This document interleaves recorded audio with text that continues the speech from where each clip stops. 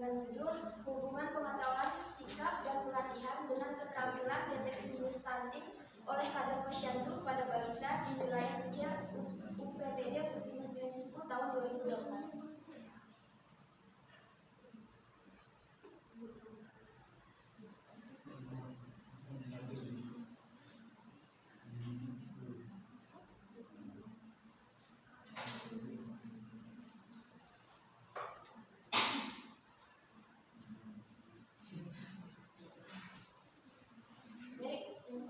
Satu pendahuluan latar belakang. Stunting masih menjadi salah satu isu gizi utama yang menjadi perhatian kesehatan global. Stunting sendiri adalah kondisi di mana pertumbuhan anak terhambat seiring juga disebut dengan istilah kerdil.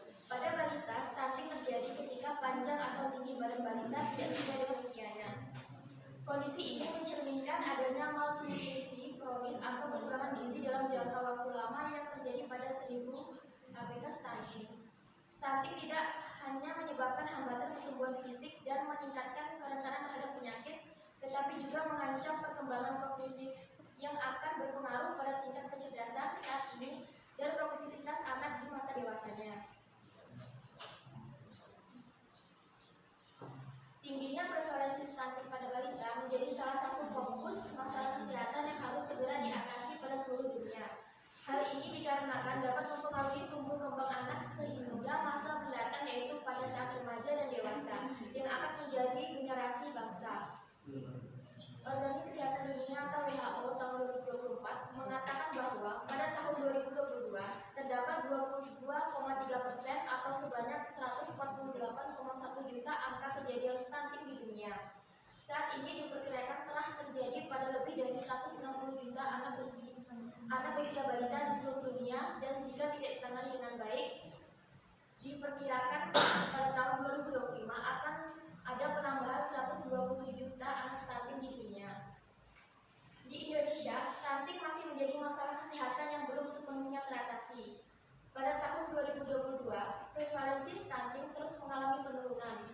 Berdasarkan data Survei Status Gizi Indonesia, prevalensi stunting di Indonesia pada tahun 2022 turun sebesar 2,8% dibandingkan dengan tahun 2021, dari 24,4% menjadi 21,6%. Prevalensi stunting di Indonesia cenderung turun, namun di tahun 2023 penurunannya kurang signifikan, hanya 0,1 poin dari 21,6%. Di tahun 2022 menjadi 21,5%. Indonesia perlu menurunkan prevalensi stunting sebesar 7,6% dalam 2 tahun mendatang untuk mencapai target pada tahun 2024. Berdasarkan Kemenkominfo 2023 menyatakan bahwa salah satu provinsi di Indonesia, yaitu Kalimantan Barat, adalah salah satu provinsi prioritas percepatan penurunan stunting dengan angka prevalensi stunting tertinggi setelah NTT, Sulbar, Aceh, Sultra, Kalsel, dan NTB, yaitu sebesar 29,8%. Angka ini termasuk kategori tinggi menurut WHO, yakni 20-30%. Pada semester 1 tahun 2024, laporan TPPS Provinsi Kalimantan Barat menunjukkan penurunan signifikan angka prevalensi stunting dari 27,8% pada tahun 2022 menjadi 20,6% pada tahun 2023, dengan pencapaian target penurunan sebesar 21,28% untuk mencapai target prevalensi 17,67% pada tahun 2024. Diperlukan penurunan tambahan sebesar 4,21%. Sintang merupakan salah satu kabupaten dari 4 kabupaten yang ada di Kalimantan Barat yang mengalami kenaikan prevalensi stunting. Perbandingan antara data elektronik pencatatan dan pelaporan gizi berbasis masyarakat menunjukkan bahwa rata-rata angka prevalensi EPP-YBM lebih rendah dibandingkan Survei Kesehatan Indonesia atau SKI, kecuali di Kabupaten Kapuas Hulu dan Sintang yang lebih tinggi. Berdasarkan angka prevalensi stunting kabupaten atau kota yang ada di Provinsi Kalimantan Barat berdasarkan SKI tahun 2023, di Kabupaten Sintang menunjukkan adanya penurunan stunting pada balita dari tahun 2021 ke tahun 2022, yaitu dari 38,2% menjadi 18,75%. Namun terjadi peningkatan kembali 24,8%. Upaya penurunan stunting dilakukan dengan beberapa program penanganan stunting yang dilakukan melalui intervensi spesifik dan intervensi sensitif pada sasaran 1000 hari pertama kehidupan seorang anak sampai berusia 6 tahun. Selain itu, upaya pencegahan juga sangat diperhatikan karena mempengaruhi tingkat prevalensi stunting di Indonesia. Berbagai upaya pencegahan stunting yaitu dengan pemenuhan kebutuhan gizi ibu hamil, ASI eksklusif, perilaku hidup bersih dan sehat, akses air bersih dan fasilitas sanitasi, serta memantau pertumbuhan balita di posyandu untuk mendeteksi dini terjadinya gangguan pertumbuhan. Dalam hal ini secara khusus diperlukan peran kader untuk melakukan pemantauan pertumbuhan balita di posyandu. UPTD Puskesmas Mensiku adalah fasilitas kesehatan yang berada di Kabupaten Sintang, Kalimantan Barat. UPTD Puskesmas Mensiku yang terdiri dari 11 desa atau kelurahan dari 11 wilayah kerja puskesmas ini memiliki total kader posyandu sebanyak 121 orang. Di UPTD Puskesmas Mensiku diketahui bahwa terdapat 16,4% balita mengalami stunting per bulan Agustus tahun 2024. Kader posyandu adalah sebagai pemberdaya masyarakat sangat dibutuhkan dalam meningkatkan kesejahteraan masyarakat melalui kesehatan. Kader posyandu tidak hanya bertugas membantu dalam proses kegiatan posyandu, tetapi kader memiliki peran penting sebagai pemulung, pencatat dan penggerak dalam pencegahan stunting. Kader posyandu berperan penting dalam pencegahan stunting dengan menjadi penyuluh yang memberikan edukasi kepada ibu hamil dan ibu balita, pencatat yang melakukan deteksi dini gangguan pertumbuhan balita, serta penggerak yang mendorong promosi kesehatan dan bekerjasama dengan berbagai pihak untuk mencegah stunting.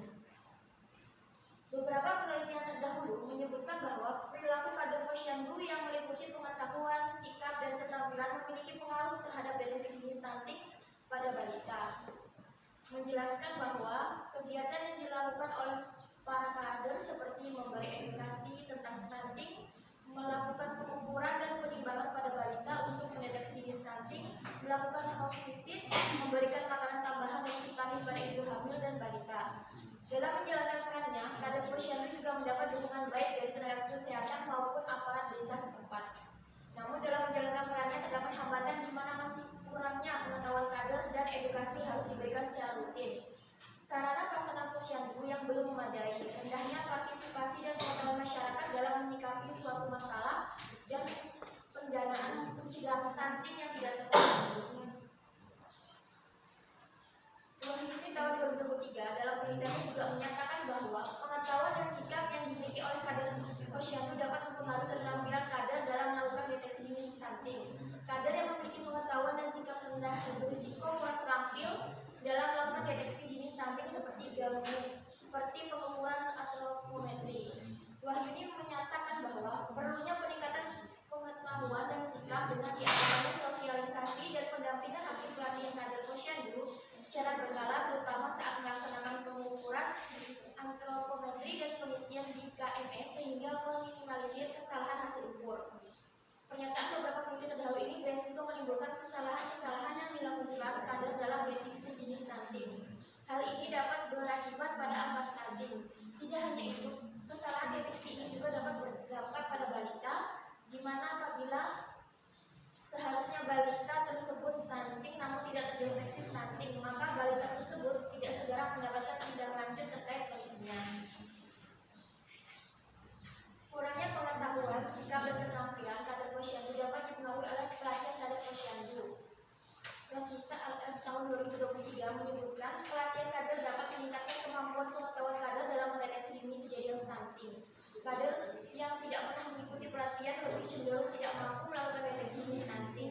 Hal ini disebabkan tidak mengetahui teknik atau cara mendeteksi dini stunting. Namun jika kader pernah mengikuti pelatihan, maka akan mendapat informasi tentang deteksi dini stunting sehingga dapat meningkatkan keterampilan kader dalam deteksi dini stunting. Berdasarkan hasil pengamatan awal yang dilakukan peneliti terhadap kader posyandu di wilayah kerja Puskesmas Mensiku, didapatkan bahwa masih terdapat beberapa kader yang tidak melakukan pengukuran antropometri sesuai dengan prosedur yang berlaku. Salah satunya seperti menimbang balita tanpa meminta balita melepas sepatunya. Beberapa kader mengaku bahwa mereka tidak pernah mengikuti pelatihan terkait deteksi dini stunting secara khusus. Berdasarkan studi pendahuluan yang dilakukan oleh peneliti pada 10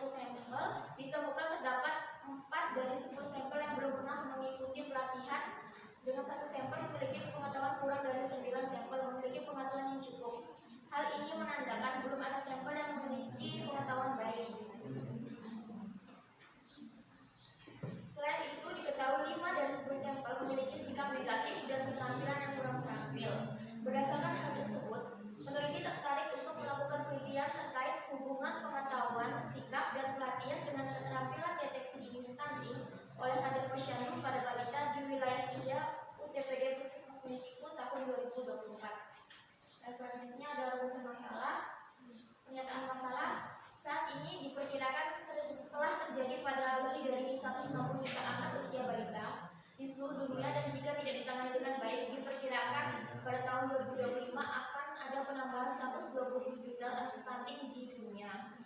Prevalensi stunting di Indonesia cenderung turun, namun di tahun 2023 penurunannya kurang signifikan, hanya 0,1 poin dari 21,6%. Di tahun 2022 menjadi 21,5%. Indonesia belum menurunkan prevalensi stunting sebesar 7,6% dalam 2 tahun mendatang untuk mencapai target pada tahun 2024. Salah satu wilayah yang menjadi target percepatan penurunan stunting adalah Kalimantan Barat, di mana masih terdapat wilayah yang mengalami kenaikan angka stunting, yaitu Kabupaten Sintang, yaitu sebesar 24,8% pada tahun 2023. Berdasarkan studi awal yang telah dilakukan, ditemukan 16,4% kejadian stunting di UTPD Puskesmas Mensiko, Kecamatan Binjai-Hulu, yang juga merupakan salah satu wilayah kerja di Kabupaten Sintang.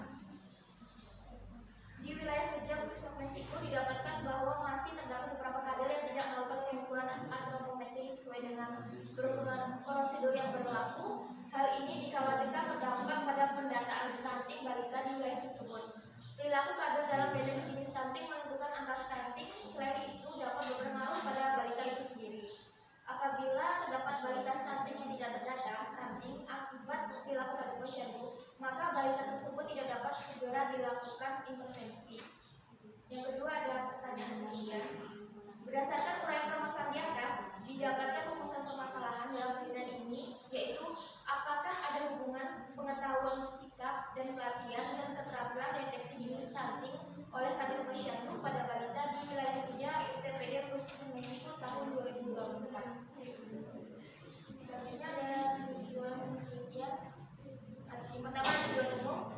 Tujuan penelitian ini adalah untuk mengetahui hubungan pengetahuan sikap dan pelatihan dengan keterampilan deteksi dini stunting oleh kader posyandu pada balita di wilayah kerja UTPD Puskesmas Mensiko tahun 2024. Yang kedua, tujuan khusus. Yang pertama, mengetahui gambaran karakteristik usia, pendidikan, pelatihan, dan masa kerja, pengetahuan, sikap, dan keterampilan kader posyandu tentang deteksi dini stunting pada balita di UTPD Puskesmas Mensiko, Kecamatan Binjai-Hulu tahun 2024. Yang kedua, menganalisis hubungan pengetahuan kader posyandu dengan keterampilan deteksi dini stunting pada balita di UTPD Puskesmas Mensiko, Kecamatan Binjai-Hulu tahun 2024. Yang ketiga adalah menganalisis hubungan sikap kader posyandu dengan deteksi dini stunting pada balita di UTPD Puskesmas Mensiko tahun 2024, Kecamatan Binjai-Hulu. Yang terakhir adalah menganalisis hubungan pelatihan kader posyandu dengan keterampilan deteksi dini stunting pada balita di UTPD Puskesmas Mensiko, Kecamatan Binjai-Hulu tahun 2024. Selanjutnya ada manfaat penelitian. Ya lanjut.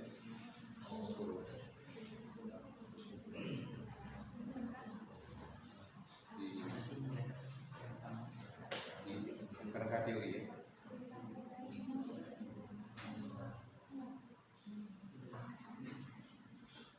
Gunakan teori yang green. Green. Belum tahu.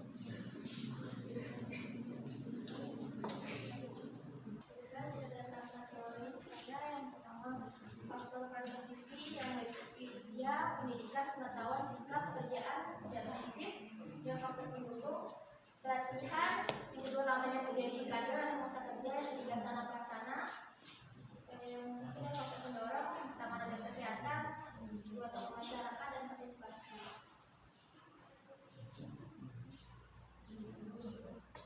Lanjut. Badan berbebasnya pengetahuan, sikap, dan pelatihan ya. Lanjut.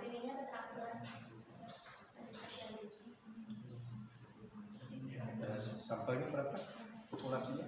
Populasinya 121. 120, sampelnya? Sampelnya 40. 40. DO-nya coba lihat DO. Definisi operasional. Bawah. Ah, ya, oke. Oke.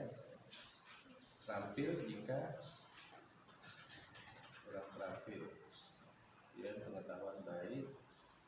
76 dari mana dapatnya? negatif itu siap media gitu ya. Sikap positif atau mendukung tidak mendukung karena saya tidak mendukung. Lanjut. Tadi populasi sampel, penarikan sampel metodenya gimana? Metode penarikan sampel.